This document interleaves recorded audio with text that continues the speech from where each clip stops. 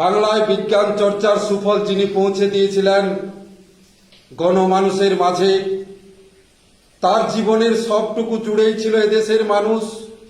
তিনি বলতেন, আমার সমস্ত কিছুর কেন্দ্রবিন্দু এদেশের মানুষ ভালো থাকবে বলে পরাধীন ভারতবর্ষে এনেছিলেন কর্মের উদ্দীপনা। ব্রিটিশদের গোয়েন্দা দপ্তরে তার নামের পাশে লেখা ছিল বিজ্ঞানী বেশে বিপ্লবী। প্রফুল্লচন্দ্র প্রকৃতই ছিলেন বিজ্ঞানের সাধক, মানব দরদী। আমরা দেখেছি যুগে যুগে যে সকল মনীষী মানব সমাজের কল্যাণ কামনায় অবতীর্ণ হয়েছেন,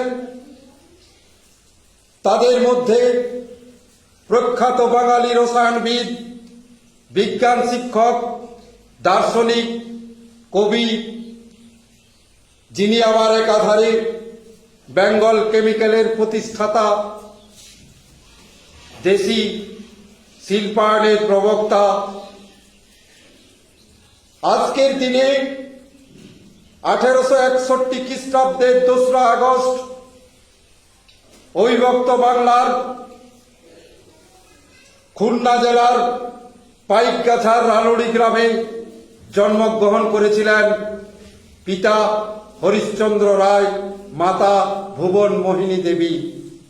আজকের এই বিশেষ জন্মদিনে স্যারের চরণে আমরা জানাই শতকোটি প্রণাম।